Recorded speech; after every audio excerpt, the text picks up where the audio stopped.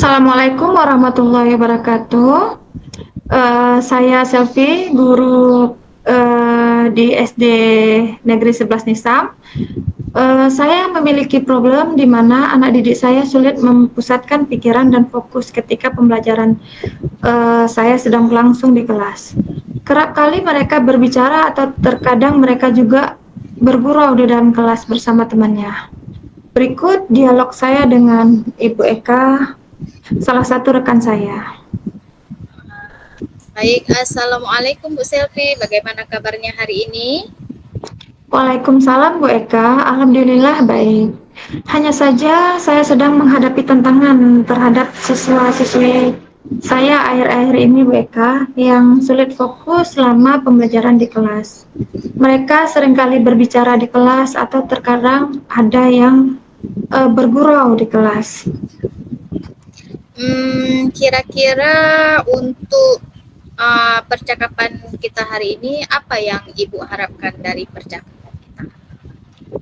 Baik Bu Eka, harapan saya yaitu saya dapat meningkatkan kompetensi saya dalam mengatasi masalah ini.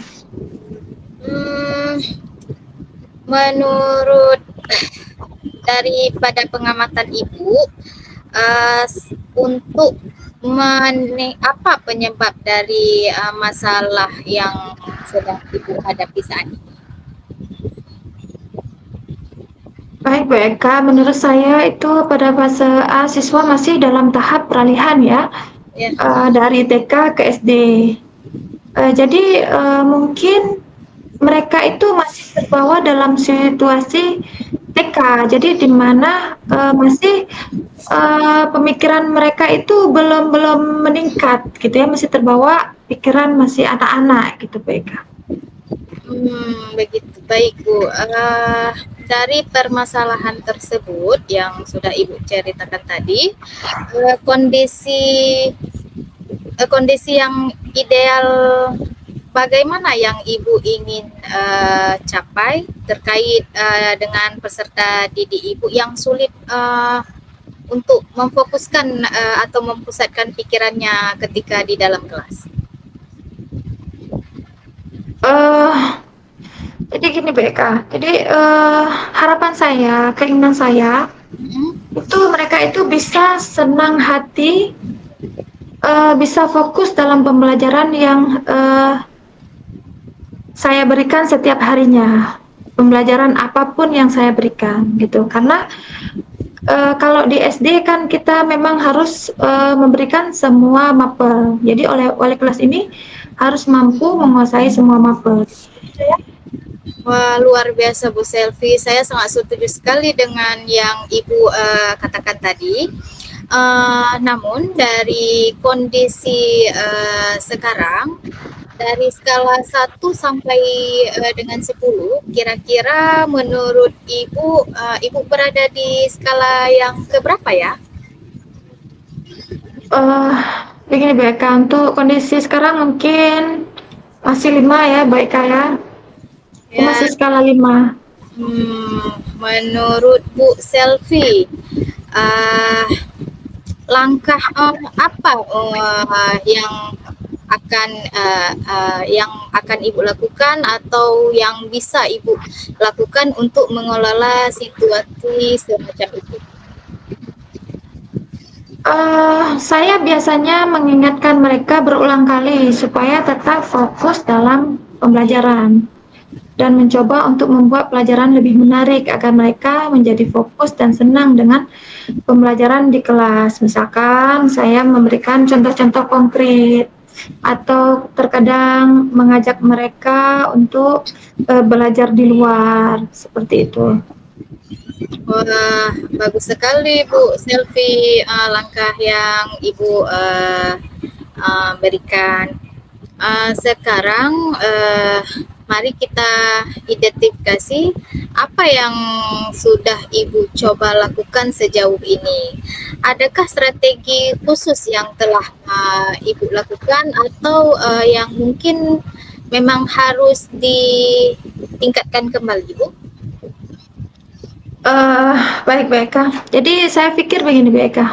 Saya itu perlu mencari lebih banyak strategi dalam menyampaikan materi ya. Ya. Jadi harus bervariasi. Mungkin seperti menggunakan lebih banyak media gitu, yang bermacam-macam dan menarik untuk menarik minat perhatian mereka dalam belajar. Ya, berarti Ibu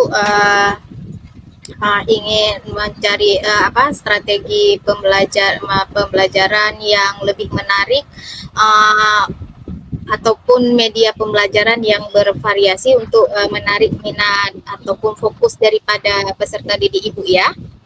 Iya, betul sekali, Bu Eka. Ya, bagaimana perasaan Ibu tentang perubahan ini? Apakah Ibu merasa siap untuk mencobanya? Iya, Bu Eka.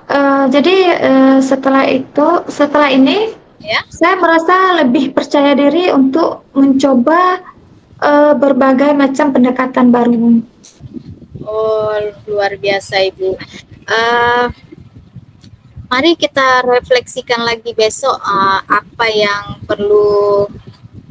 yang akan Ibu perhatikan daripada siswa Ibu dan bagaimana Bu Selvi akan mengevaluasikan pendekatan baru ini, Bu ya.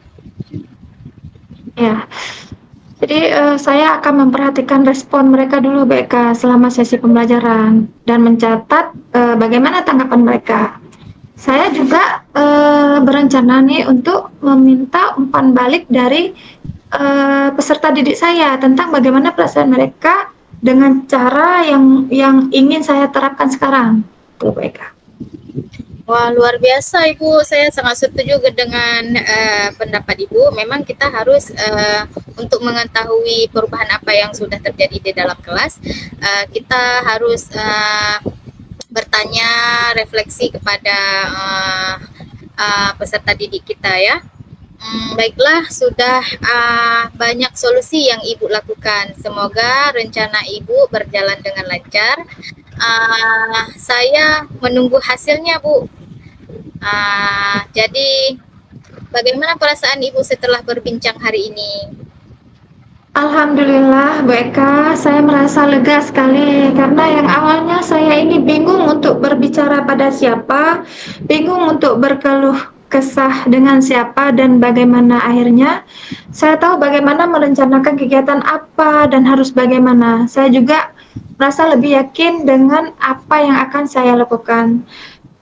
Saya ucapkan terima kasih banyak atas bimbingan Bu Eka ya, Bu Eka. Terima kasih. Ya Bu, sama-sama. Saya juga senang bisa membantu Ibu sampai pada Ibu hari ini untuk menyelesaikan, untuk sama-sama kita mencari solusi dan kita sudah ada pada solusi tersebut. Sampai jumpa pada pertemuan selanjutnya Bu Selvi. Sampai jumpa Bu Eka, terima kasih banyak. Assalamualaikum warahmatullahi wabarakatuh Bu Eka. Assalamualaikum warahmatullahi wabarakatuh.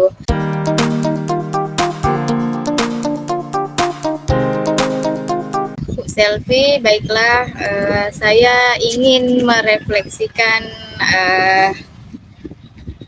diri saya selama percakapan kita tadi.